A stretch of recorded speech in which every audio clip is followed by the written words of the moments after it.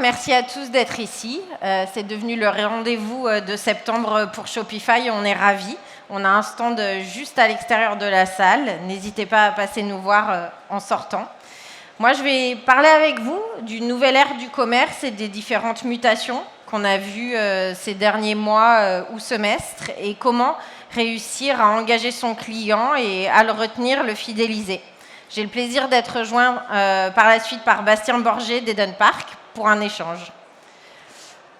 Voilà, donc Shopify, c'est un leader mondial du commerce qui accompagne des millions de marchands dans 175 pays. Pour être très concret, en France, en 2021, l'impact économique des marchands utilisant Shopify, ça a représenté 5,8 milliards d'euros et la création de 30 600 emplois. Un autre chiffre assez intéressant à noter, je pense, c'est que pour chaque euro gagné par Shopify, les marchands en moyenne génèrent 38 euros de revenus. Chez Shopify, on aime beaucoup le changement, et ça tombe bien parce que les 5-10 dernières années, on a vraiment vécu de beaux bouleversements, notamment grâce à ce petit outil qui est dans ma poche, le mobile. Les ventes sur mobile, Black Friday l'année dernière chez Shopify, ça a représenté 71% des transactions. Ça a vraiment modifié les comportements et les habitudes des consommateurs, mais aussi les réseaux sociaux, avec l'essor fulgurant de TikTok, le Web 3 qui vient bouleverser les fondamentaux d'Internet, on va y revenir, et aussi l'ère du D2C ou le Direct to Consumer. Shopify, étant extrêmement agile et flexible, a permis pendant ces années de grands changements à des nouveaux leaders d'émerger. Je pense notamment à des acteurs comme Respire, des acteurs D2C online qui ensuite se tournent vers une distribution plus traditionnelle. Shopify est en mesure d'accompagner le changement parce que nous sommes à la pointe de l'innovation. En juin, dans notre événement Shopify Editions, on a reparcouru les 100 nouveaux produits que nous avions lancés les 6 derniers mois. Cette capacité d'adaptation et d'innovation qu'on offre aux marchands a été extrêmement pertinente pendant la pandémie, où on a vécu 10 ans de croissance sur l'espace de 15 mois. Un exemple très concret, une marque de mobilier vosgienne, Azur Confort, en activité depuis 80 ans, a notamment pu se tourner vers une distribution B2C. Aujourd'hui, 60% des consommateurs achètent chez des marques en direct. Mais voilà, là, on est vraiment dans une ère de grands bouleversements, à la fois des changements structurels qui impactent l'économie, Internet et la vie privée, qui ont énormément d'impact pour les e-commerçants que vous êtes sans doute. Le but de cette keynote aujourd'hui, c'est de vous donner les clés pour anticiper cette transformation afin de préparer au mieux la période à venir. Quels sont ces changements ? Le premier, il est d'ordre économique. Dans une situation de récession, de crise énergétique, 73% des consommateurs ont modifié leurs habitudes d'achat ces 3 derniers mois. Autre changement majeur, qui touche au monde d'Internet. C'est-à-dire qu'aujourd'hui, le modèle traditionnel de la vente en ligne reposant à la fois sur les boutiques en ligne et les marketplaces est complètement dépassé. Le commerce explose sur les réseaux sociaux. Le Web 3 bouleverse complètement les données du commerce en ligne. Et d'ailleurs, les marques traditionnelles ont adopté les bonnes pratiques des marques dites D2C. Par exemple, Nike. En 2021, ils ont atteint 16,4 milliards de dollars de ventes en D2C, donc vente en direct, soit 30% d'augmentation d'année en année. Autre changement, et non des moindres, dont les marchands accusent vraiment le coup, c'est la fin de la publicité low cost. Les lois qui ont modifié les paramètres de confidentialité d'Internet et les cookies ont fait exploser les coûts d'acquisition pour les marchands. D'ailleurs, la décision d'Apple de permettre aux utilisateurs de refuser les services de tracking sur les applications a fondamentalement dû impacter et a modifié la façon dont les marques peuvent acquérir de nouveaux clients. Donc, tous ces trois piliers, tous ces changements structurels, ce qu'ils nous disent, c'est la complaisance est l'ennemi de votre entreprise. Il faut agir dès maintenant pour rebondir et se projeter vers l'avenir. C'est-à-dire, il faut cultiver et fidéliser vos audiences. C'est-à-dire, se connecter aux consommateurs. Et c'est de ça qu'on va parler ensemble aujourd'hui, ce qu'on appelle le C2C, c'est-à-dire le Connect to Consumer. C'est la solution. Les années 2000, c'était les années des grandes marketplaces et des one-stop shops, les Amazon, les eBay, où on allait pour faire à peu près l'ensemble de ses achats. Les années 2010, ça a été les années du D2C, avec l'émergence de toutes ces nouvelles marques. Et l'avenir, c'est résolument le C2C. Du coup, le C2C, vous allez me dire, mais qu'est-ce que c'est ? Qu'est-ce qu'on en fait? Comment on en fait? Quel problème ça vient résoudre dans mon activité d'e-commerçant? En fait, le commerce ne se résume plus du tout à la transaction uniquement, mais ce qui est important, c'est la connexion. Comment vous pouvez donner à vos acheteurs de l'authenticité, un sentiment de fidélité et de la confiance. Replacer ces trois fondamentaux au cœur de chaque interaction. Du coup, nous, on identifie trois piliers et trois axes à date permettant de se connecter aux consommateurs en ayant bien ce paradigme en tête. L'important, c'est de pouvoir raconter une histoire unique. C'est important de pouvoir parler de sa marque sur de multiples canaux, là où sont les acheteurs. C'est important de cultiver sa communauté pour générer également plus d'acheteurs. Premièrement, la relation client. Suite à la pandémie, les habitudes des consommateurs ont changé, c'est-à-dire qu'ils ont un petit peu augmenté leur niveau d'exigence par rapport à leur relation avec les marques. Une première façon d'adresser ces changements dans le domaine de la relation client, ça va être tout ce qui touche au domaine du CRM, ces outils de gestion de la relation client. Ici, sur le salon, vous pouvez notamment rencontrer des partenaires et des acteurs innovants et des acteurs de longue date de Shopify, comme Gorgias, qui va vous proposer une assistance tout en un service client uniformisé pour être au plus près des demandes des consommateurs, ou encore Klaviyo, qui est une plateforme de gestion de votre relation email et SMS avec vos clients, qui va vous permettre de rebondir sur des comportements d'achat pour vraiment être dans l'interaction avec votre client.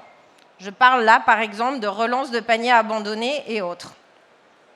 Donc la relation client, ça passe par le CRM. La relation client, ça passe aussi par aller chercher le client là où il se trouve.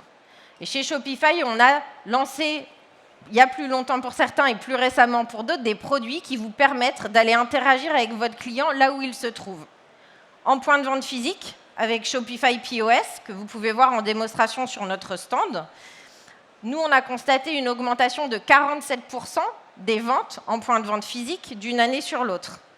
Notre outil POS, il permet de se connecter à 1000 emplacements. C'est-à-dire qu'avec cette interface uniformisée, vous pouvez, depuis votre back-office Shopify, gérer vos ventes en ligne sur différents canaux, mais aussi vos ventes en magasin.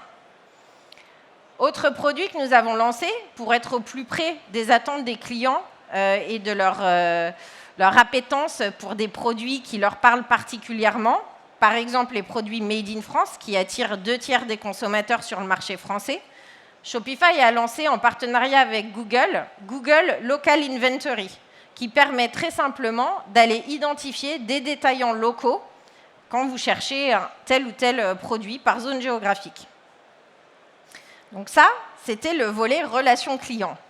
Autre volet, largement commenté et toujours en plein essor, ce sont les médias sociaux. Les commandes via les intégrations réseaux sociaux pour Shopify ont été multipliées par 5 entre le premier trimestre 2021 et le deuxième trimestre 2021. Au niveau mondial, 64% des utilisateurs des réseaux sociaux ont déjà conclu un achat via les réseaux sociaux. Le réseau social, tout bêtement, il vous permet de rentrer en contact direct avec votre audience et il vous permet de proposer un storytelling unique adapté à votre marque. Il y a une hausse de 24% des installations d'applications de vente en direct ou live shopping entre le premier trimestre 2022 et le deuxième trimestre 2022. Donc on sent vraiment un essor fort. Pourquoi? Parce que le client, il veut être dans l'interaction avec la marque, il veut que la marque lui parle, il veut que la marque lui présente les produits. Pour se connecter avec ces réseaux sociaux et proposer aux marchands une expérience vraiment fluide, chez Shopify, on a investi dans des partenariats, comme un partenariat avec YouTube Shopping, qui permet, en un dispositif complètement immersif pendant une vidéo YouTube, de proposer des produits pour aboutir à un parcours d'achat. L'intérêt de YouTube pour un e-commerçant, c'est son milliard d'utilisateurs. Alors d'un côté, on va trouver des influenceurs qui ont déjà des communautés captives sur YouTube à qui ils vont pouvoir proposer du commerce. D'un autre côté, on va pouvoir trouver des marques qui vont se tourner vers ces communautés d'influenceurs pour aller proposer leurs produits. Shopify a notamment lancé Shopify Collabs, qui est une plateforme permettant de mettre en relation des marques et des créateurs de contenu pour justement qu'elles se retrouvent à mi-chemin et bénéficient des synergies communes.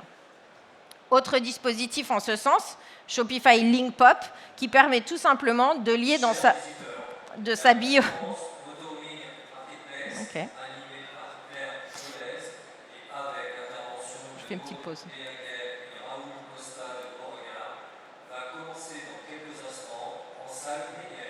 Voilà.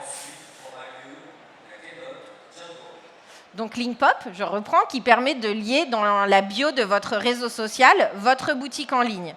Exemple très concret, Christina Cordula a lancé une marque de produits cosmétiques qui s'appelle Magnifique et aujourd'hui dans sa bio de réseaux sociaux, vous pouvez trouver une redirection vers sa boutique. Encore une fois, allez à la rencontre des consommateurs là où vous pouvez les trouver.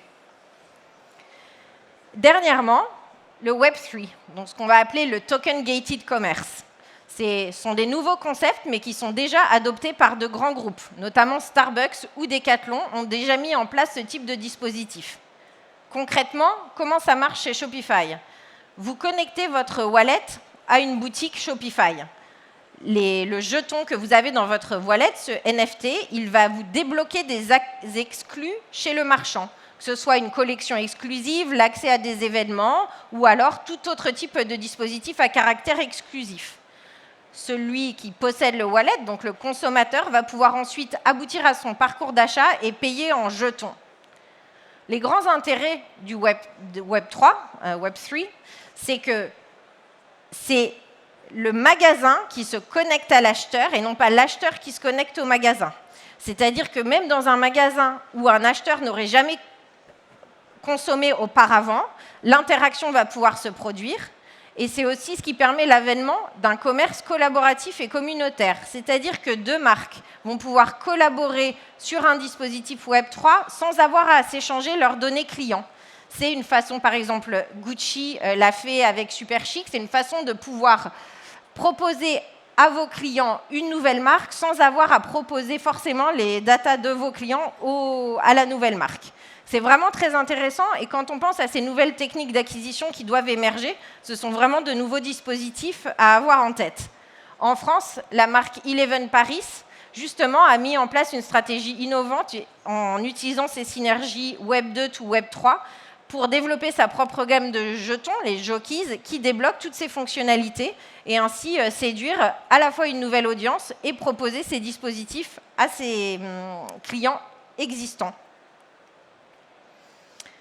Du coup, aujourd'hui, clairement, vous m'avez comprise, les clients, ils sont plus difficiles à atteindre et ils sont plus éparpillés. Il va falloir redoubler d'efforts pour cultiver vos audiences, aller à leur rencontre, là où elles se trouvent. Il faut se surpasser pour trouver son public, convertir ses acheteurs et raconter son histoire sur tous les canaux. Le commerce n'est plus seulement transactionnel, il devient relationnel. Du coup, c'est important d'avoir un bon outil technologique qui se pose les bonnes questions et qui va avancer et devancer l'innovation pour vous permettre, vous, de vous concentrer sur votre stratégie de marque. Donc moi, mon message de clôture, avant de retrouver Bastien, c'est de vous dire, incarnez le changement, prenez les devants et prenez le tournant du C2C. Merci beaucoup. Bastien.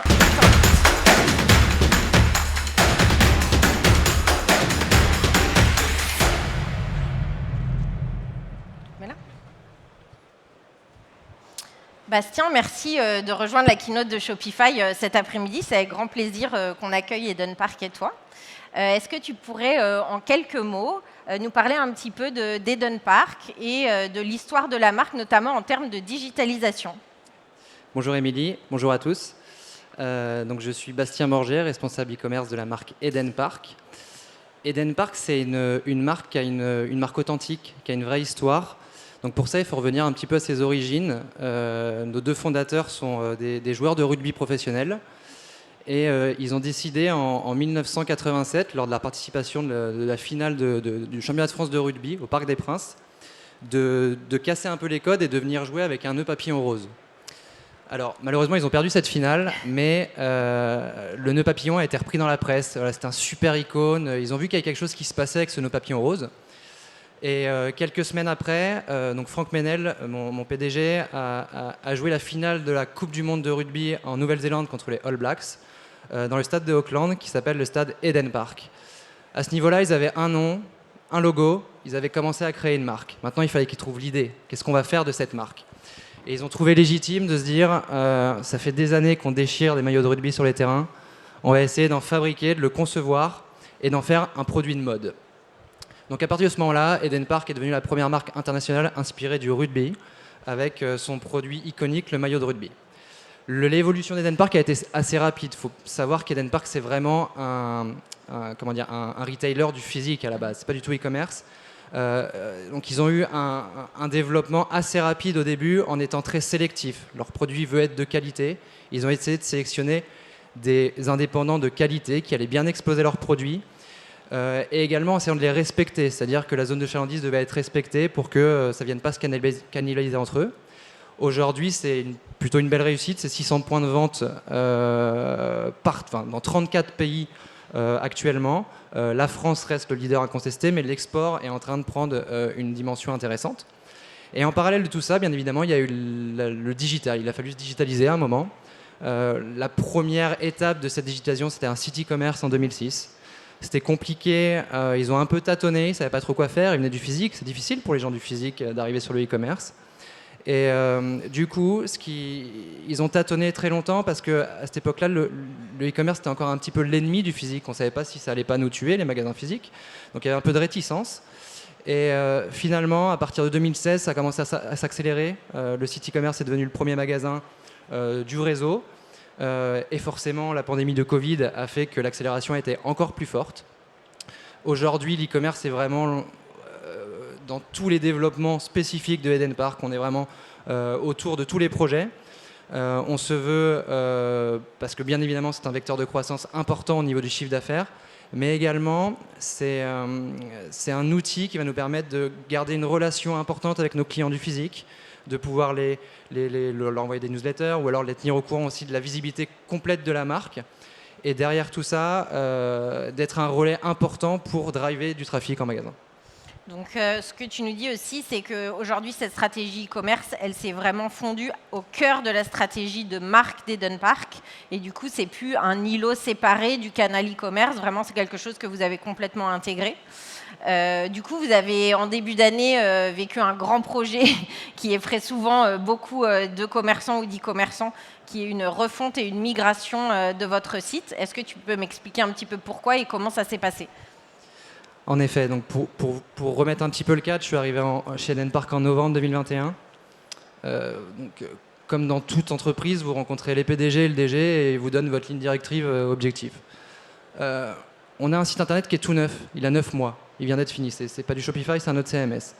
Ils sont positifs, ils se disent ok, ils le sentent qu'il est un petit peu perfectible, il est tout neuf, il vient d'être sorti, mais mes objectifs c'est voilà, tu as 3-4 mois pour le remettre en place. Après, on veut du CRM, on veut de l'omnicanalité, on veut aller sur plein d'autres sujets et faire de la croissance de chiffre d'affaires. Mais rapidement, mon constat, il est un peu sans appel, c'est que j'arrive au mois de novembre et fin novembre, il y a le Black Friday. Comme tu disais tout à l'heure, c'est un événement ultra important maintenant pour tous les Français et même dans le monde entier. Sur 3 jours, il faut maximiser le chiffre d'affaires. Et là, mon constat, il est assez rapide, c'est que ce qui m'a surtout choqué, c'est que mes équipes, déjà, elles ont passé énormément de temps à configurer ce site pour qu'il soit prêt pour le Black Friday. Le back-office était compliqué, enfin tout était compliqué à mettre en place. L'autre point, c'est que de base, on avait un site qui manquait un petit peu de rapidité, l'ergonomie client me semblait pas très bonne. et même pas, non, pas satisfaisante, et il n'était pas mobile first non plus. Donc il y avait tous ces points déjà qui m'agaçaient un petit peu. Et surtout, le point révélateur, ça a été ce lancement du Black Friday à 9 h. On est tous connectés derrière notre PC en tant qu'e-commerçant, on met en place la newsletter, on a un gros trafic qui arrive sur le site internet, et là, donc on voit le trafic qui arrive, mais on voit que notre site ne répond plus. Donc on se retrouve pendant 1 ou 2 heures à appeler notre agence, à appeler notre hébergeur, mais qu'est-ce qui se passe, qu'est-ce qu'on peut faire? Et donc des clients arrivent finalement à mettre un petit peu au panier, ils arrivent au checkout, c'est saturé, ça ne passe pas. Donc c'est des clients qu'on perd et qu'on n'arrive pas forcément à recapturer derrière. Donc ça a été vraiment un déclencheur. Suite à ça, j'avais 2 possibilités. Soit je conservais le site actuel et je passais du temps, de l'argent à le remettre en place sans savoir réellement si j'allais aboutir à faire quelque chose de bien. Ou alors c'était de se dire on le met à la poubelle et on repart sur une refonte. Donc là j'ai pris mon téléphone, j'ai appelé des amis, des confrères ou des agences et on m'a très vite parlé du produit Shopify Plus et j'ai très vite été charmé par ce produit. Parce que sur le papier, ça promet une simplicité, c'est intuitif, donc le back-office nous permet de faire beaucoup de choses. Vous promettez une rapidité, une disponibilité, ce que j'ai pu vérifier par la suite. Également, tout cet écosystème et ces fonctionnalités de base sur Shopify. C'est-à-dire que vous l'ouvrez, sur Shopify Plus, vous l'ouvrez, déjà vous avez 90% des actions transactionnelles sont présentes, voire plus derrière. Et en plus de ça, il y a tout un écosystème d'applications énorme. Donc en fait, on n'a pas de limite dans les projets qu'on veut faire. Donc mon boulot, ça a été juste d'aller convaincre le comité de direction. Ça n'a pas été facile. Ils venaient de faire une refonte. Donc ils m'ont un petit peu regardé avec des grands yeux. Et finalement, ils m'ont autorisé, ils m'ont fait confiance. Ils m'ont laissé carte blanche. Donc on a pu lancer le projet exactement. C'est une date un peu qui est importante pour moi. Le 19 janvier, on a signé le contrat pour se dire OK, on passe sur Shopify Plus. Et l'objectif, c'était de le réaliser en 3 mois. Une refonte en 3 mois, c'est pas tout à fait évident. Et c'est pas une petite refonte, c'est avec les flux logistiques, avec la reprise de clients, etc. Et là, on a eu la chance d'avoir un prestataire, donc l'agence Elixir, qui a vraiment orchestré ça de très belle façon. Le projet s'est magnifiquement bien passé. C'était vraiment même un plaisir pour moi et mes équipes de travailler sur Shopify. C'était plus non plus régler des problèmes, mais c'est plus aller trouver des évolutions et des solutions. Et le 19 avril, donc 3 mois après le lancement du projet, on sortait le site sur Shopify Plus et tout s'est bien passé. C'est top. Et du coup, par rapport aux promesses, qu'est-ce que vous avez pu mesurer de manière tangible à la sortie du nouveau site ? Les résultats ont été assez rapides. Quand on fait une refonte, on est toujours un peu, on essaye d'être minoré sur ce qu'on veut dire auprès de notre direction. On dit on va peut-être faire une croissance de chiffre d'affaires et de taux de conversion de 10%. C'est ce qu'on imagine. On sait qu'on va ramener un petit peu d'ergonomie. Ça va être normalement mieux, mais on reste discret sur les chiffres. Et là, les résultats ont été immédiats. Le 19 avril, déjà, le lancement s'est bien passé. Il n'y a pas eu de bug ou autre. Tout s'est bien déroulé. Et sur les 1 mois et demi qu'on suivit jusqu'à fin mai, c'est une croissance du chiffre d'affaires de 30%, immédiate, sans faire de grosses modifications sur le trafic. C'est-à-dire qu'il n'y avait pas eu d'opération marketing spécifique autour de ça. C'était vraiment l'application, le Shopify Plus qui faisait le travail. Et également un taux de conversion en augmentation de 48%. Ça, c'est les premiers chiffres qu'on a pu calculer. Et forcément, début juin, on est arrivé en période un peu de challenge, c'est les périodes de VP et soldes. Là, on se retrouve dans la même situation qu'un Black Friday, vous avez beaucoup de trafic, et là, on va enfin pouvoir tester si le site il résiste à la charge. Donc j'ai quand même passé un coup de fil à notre CSM. Alors, il a presque rigolé, je lui ai dit, voilà, est-ce que ça va résister à la charge ? Il m'a dit, non mais vous inquiétez pas, on fait plus de 10 000 actions de transactions par seconde ou par minute, c'est assez énorme. Bon, donc j'étais quand même assez rassuré, et c'est vrai qu'au jour du lancement, très rapidement, le trafic est arrivé, les ventes ont suivi, ce qui nous a permis de faire ce jour-là notre record de chiffre d'affaires jamais enregistré sur une journée, puis le record semaine, puis le record mois. Donc tous les chiffres ont été vraiment comme annoncé, il n'y a pas eu de surprise, on était très satisfaits de cette solution. Donc ça, c'est la partie chiffrée, un peu performance. Oui, mais aussi, parlons un peu des équipes, parce que c'est les équipes qui animent le site. Et en termes de conduite du changement ou juste de changement de quotidien, comment ça s'est passé pour elles ? Mes équipes, elles sont pas là aujourd'hui, elles seront là demain, mais je suis persuadé qu'elles seront heureuses. Peut-être qu'elles seront sur le stand Shopify, tu pourras leur poser la question. Non, c'est important pour moi que mon équipe, et même moi-même, on soit heureux au quotidien quand on vient bosser. On n'a pas envie de gérer des problèmes, on a plus envie de gérer des évolutions, des innovations. Ça a vraiment changé le paradoxe par rapport à avant. Elle est passée 80% à gérer de la TMA, des anomalies, c'est-à-dire des tickets, de contacter l'agence, de dire mon site ne fonctionne pas. Aujourd'hui, c'est différent, elle passe 80% à parler d'évolution. Et l'exemple est assez, les exemples que je vais vous citer sont assez justifient un peu ce que je dis. C'est que entre juillet et août, on a quand même réussi à lancer 4 évolutions majeures sur Shopify. C'est-à-dire que c'est des projets qui prennent généralement beaucoup de temps. On a quand même réussi à changer de CRM. On est passé sur Klaviyo, que tu as très bien présenté juste avant, qui se connecte en plug and play et qui nous remonte des informations énormes sur le client et sa navigation. On a réussi aussi à connecter Gorgias, qui est un outil de service client. Donc là aussi, toutes les données sont directement connectées avec Shopify et nous permettent pour les agents du service client d'avoir toute l'information sur un seul écran. On a également placé Nosto, qui est une solution de merchandising et de recommandation produits. Donc là aussi, directement connecté en plug and play avec Shopify. Et la dernière récemment, c'est une interface de retour qui s'appelle Babac, qui est une vraie belle solution qui permet aux clients de faire un retour en totale autonomie. L'étiquette est envoyée directement chez eux. Il y a une connexion qui est faite avec notre logistique à la fin de valider le retour et ensuite de faire le retour en toute sécurité. Merci de mentionner ces partenaires parce que ça fait vraiment partie de l'ADN de Shopify de proposer une plateforme extrêmement innovante, robuste, etc. Mais aussi cette galaxie de partenaires autour en laissant la marque libre de quel est le meilleur partenaire pour elle en fonction de ses besoins spécifiques. Merci de les avoir mentionnés. Moi, Bastien, il nous reste plus que 3 minutes et du coup, je voulais ouvrir un petit peu sur le futur à nouveau. Vous avez un temps fort, un temps très très fort à venir pour la marque Eden Park. Est-ce que tu peux nous en dire un peu plus ? C'est vrai que c'est un événement important parce qu'on est inspiré du rugby et en 2023 aura lieu la Coupe du Monde de rugby en France. Je vais reprendre la phrase de mon PDG, ça arrive une fois dans le siècle, donc c'est pour nous un gros événement. En effet, c'est pour nous un événement qui va nous ouvrir des opportunités. Aujourd'hui, on est confiant sur une chose, c'est qu'on a un socle technique qui est solide et qui est fonctionnel. Cette partie, on peut déjà, on l'a vérifié, tout fonctionne. Maintenant, l'idée, c'est de réussir dans un premier temps à être connecté avec nos clients, comme tu disais tout à l'heure, fidéliser ces clients qui sont présents depuis plus de 35 ans, donc en échangeant avec eux, en pouvant les contacter, qu'ils puissent nous contacter en toute autonomie, leur faire un vrai service sur cette expérience client.